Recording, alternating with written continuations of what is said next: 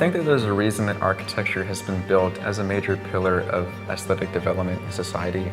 Alongside things like art and sculpture and cinematography, it's because it can constantly evolve. It has people willing to critique themselves and look at their own identity and find things that are either useless or need to be expanded upon.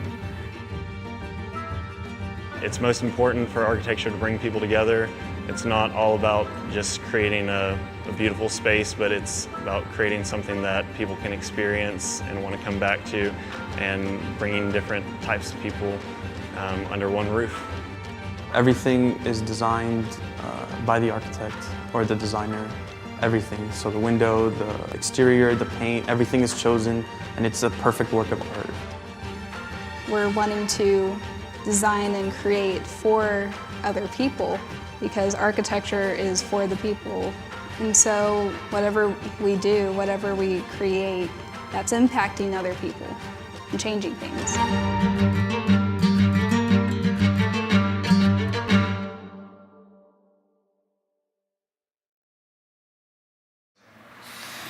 So, in the last 5 days or so, I sleep in about 2 to 3 hour increments, about once a day, sometimes twice a day if I can manage a nap.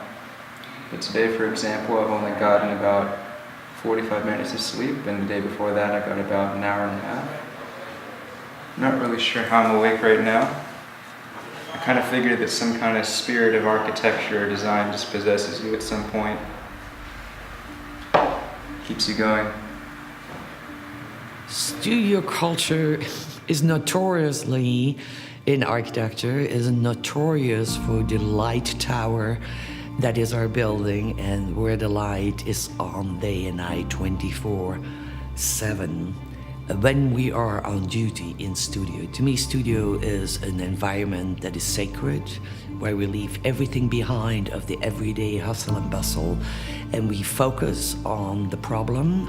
We imagine things, we study precedents. It's any tool that they can use to visualize their idea and communicate it, and to figure it out, and then draw to drawings or models and then shape it. I mean, I already have ideas of where people enter the site, like mainly through like here or over here, something like that.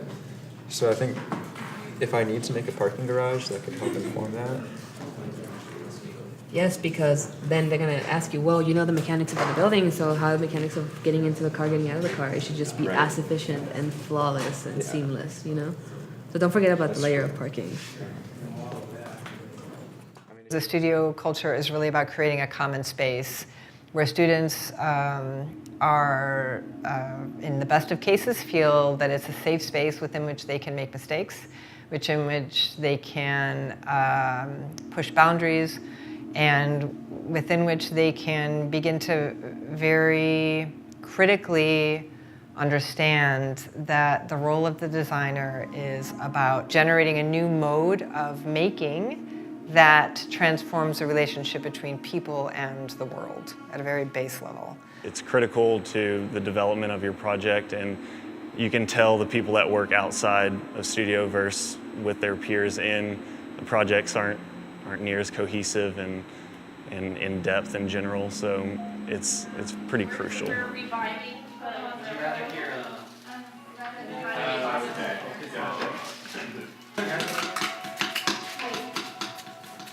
I feel like we don't actually need to, like, it's known that this is our entire area, and so maybe we should just do a few structures there, and then use pins and stuff as a connection, because because this is just way too. Well, I mean, I will make it shorter, but should we make it smaller down? No, it can be it can pop up like this. It doesn't need to be. Okay, I'll do 4. Criticism in architecture can have negative connotations. However, I think constructive criticism is the art of what we're doing, because there's no right or wrong in design. This guy, in section, that's pretty steep. So I don't know I don't know what I can do to actually make it more accessible. I mean, maybe I could just extend it further into the site. Yeah, but- that's the kind of reason we are doing 16, right? So testing out the slope, right? Is it slope? The review process is meant to be an infrastructure through which to expose students to an outside questions related to the project at hand. It's often seen as this judgment day kind of thing, but without it, you would have been stuck in the same project that you had from the first week, you know, and it's getting also different eyes to look at your project. The review process can be very heartbreaking though, because it's also a reality check that whatever you've been working on for weeks, maybe it's not working, and you need to reevaluate the whole project. I think you have a very strong proposal in the making, right? Which is, except for the line weights in your drawings, which are awful. Is that correct? I mean, come on. Yeah. These trees, boundaries that are not even physical boundaries, are thicker than, wait, you will get to that. This, as a summary. In my experience, if you get a review that's just compliments, then honestly, not much is accomplished there. You need to be criticized. And so this diagram talks about these three different types of fluxes. One's coming from archival, one's physical, and the other one is digital. And so these media fluxes intersect each other at these points through the central area of my actual site.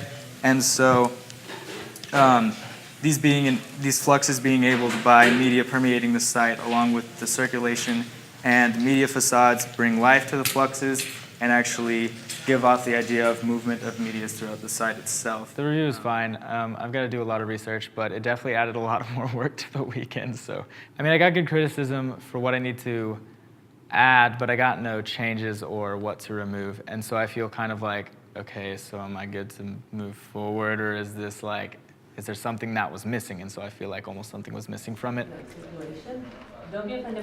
So Lubbock has a huge history with infrastructure. By infrastructure, I mean the megastructure, which is the physical representation of systems that we embed within the earth. So this could be a water tower, an electrical post, or various things like that. These infrastructures themselves are very separated from the way that we live day to day. And it provokes a lot of questions as to why we live this way. I mean, infrastructure provides the way that we get energy and water and resources. So if they provide so much of our modern lives, why are they so separated from ourselves? What would this look like if I just took a chunk of infrastructure out of this? What would that spatially look like? Because if I am already in this space and suddenly all of this disappears and just beams like that, and I can look into another building here, but maybe there's another piece of metal that's reflecting my view here. So I think you setting up these kind of weird moments in elevation are very beautiful, but they're not doing anything more than being this structure, right? I want you to take away from these systems, not use all of these engineered precisions, take away what they're doing for you. In Lubbock, there is no thing that gets you high. Right. Or gets you high. Well, yeah. Not this way. There's nothing in Lubbock that can Elevate. get you to this level of perspective.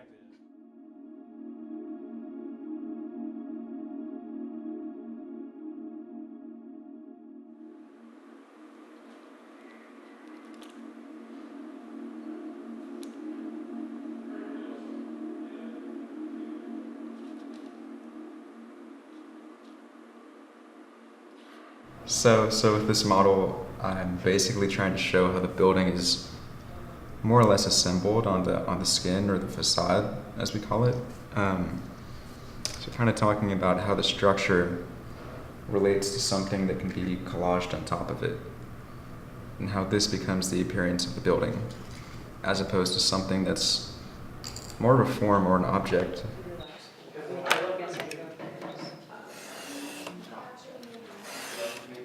Oh yeah, I hate models. I just hate models. That's all. You're doing that a lot better than I could. Drawing it like that, there's no way I can do that, especially. I swear I'm gonna cut a finger off at the very end. If it's gonna be at any time, it's gonna be at the very end of my model making. It's in the lock. I would say that my motivation for staying in architecture, despite all the late nights and extremely difficult projects that we have is the fact that at the end of each project, each phase during a semester, you can step back and see what you've created. And it's really amazing. You learn from it, whether it's good or bad, and very inspiring. And so that definitely gets me through.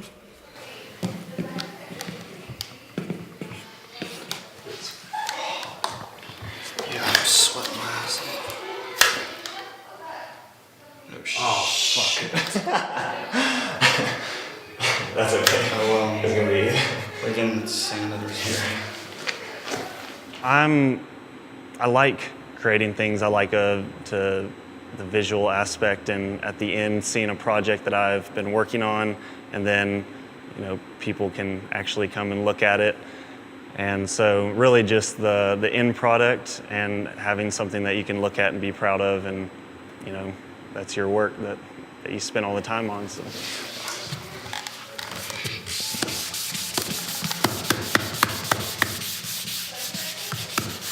Watch your hand.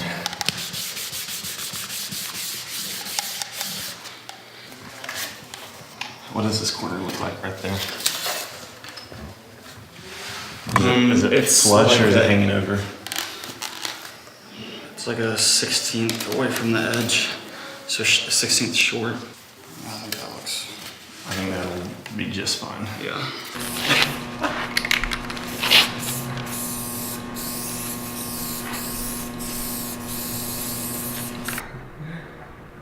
So I've been working on this model for probably 5 or 6 hours already.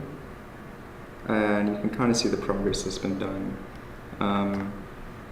The process is very tedious, but basically I laser cut the horizontal structure of this model, and I hand cut the little vertical members that you see running this way. And so most of what I'm doing right now is just attaching these things together with super glue. But it's super tedious because these pieces are really small and love to break. I need one perspective in addition to the one that I've already completed. I need some kind of elevation collage to represent the materials that I'm going to propose for this recreation center.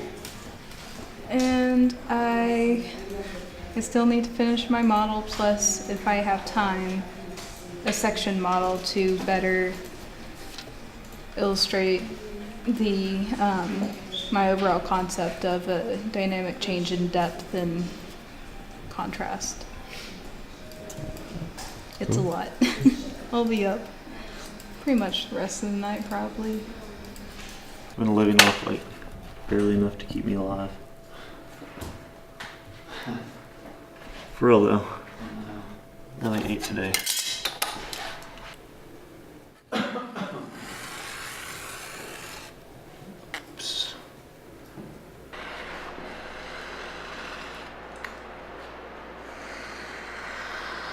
This is the first review I've ever seen where no one's here the night before. I think we're all about to get shafted. Pardon my French.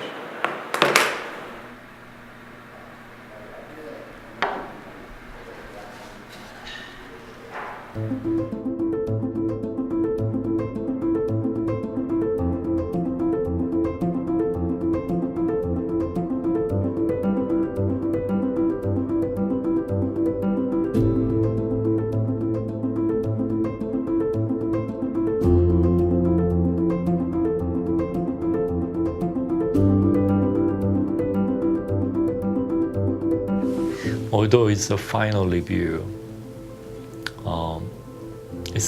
I don't think the design is final. It's still ongoing process.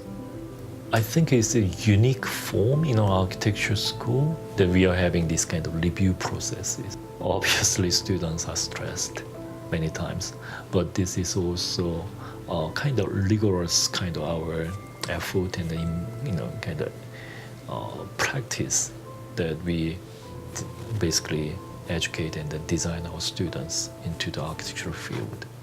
I decided to give such as double height spaces to some of the more prominent experiences in here, such as the basketball court, which is seen in both ground floor and basement level.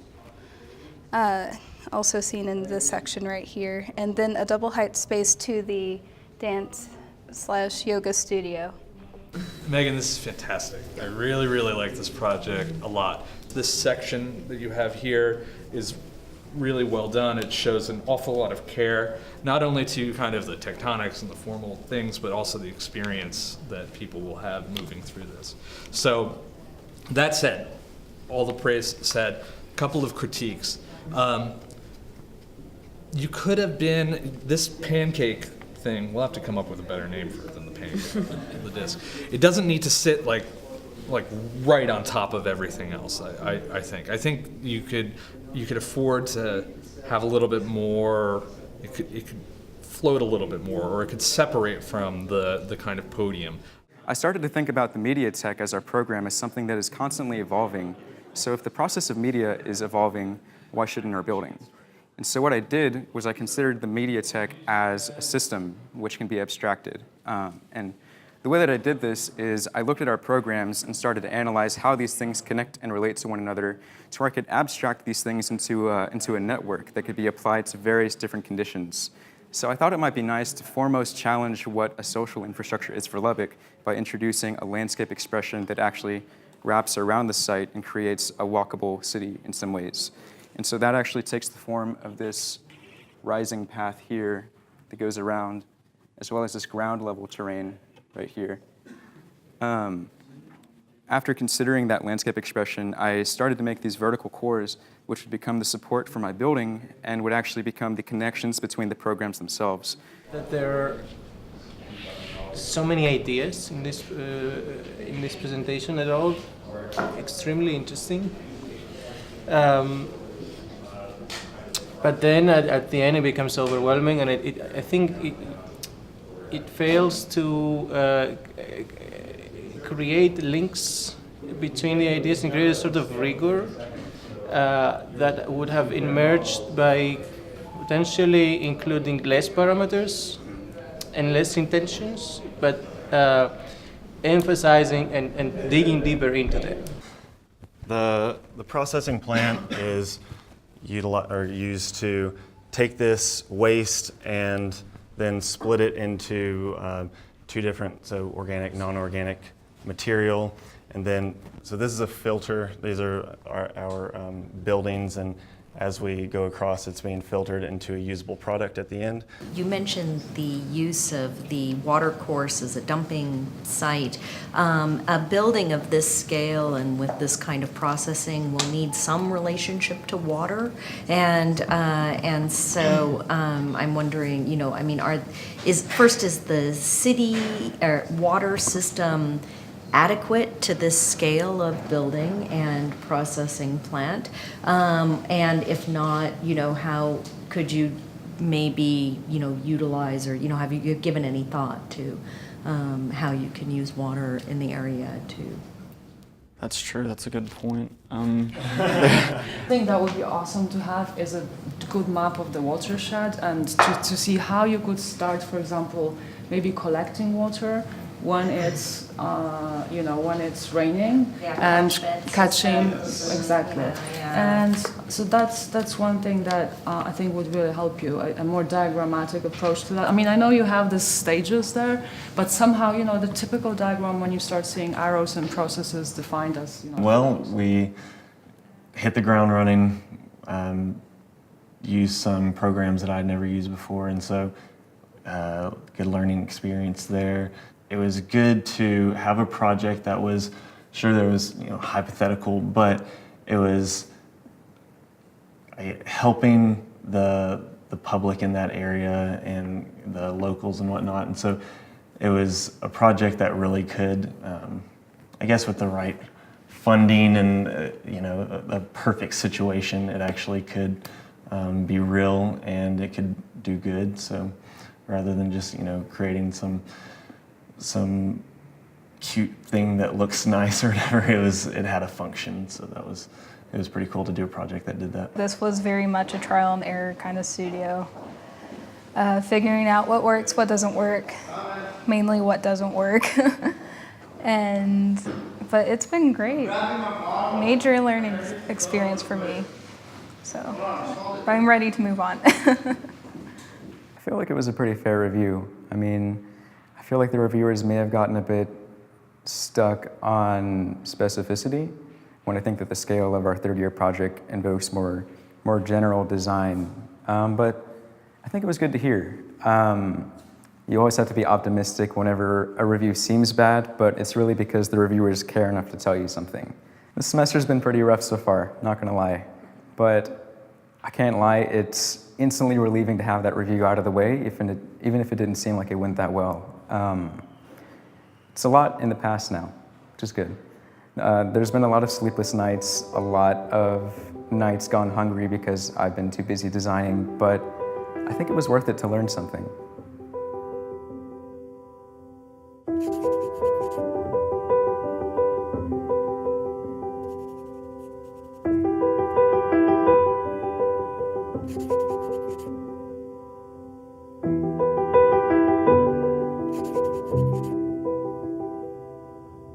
Thank you.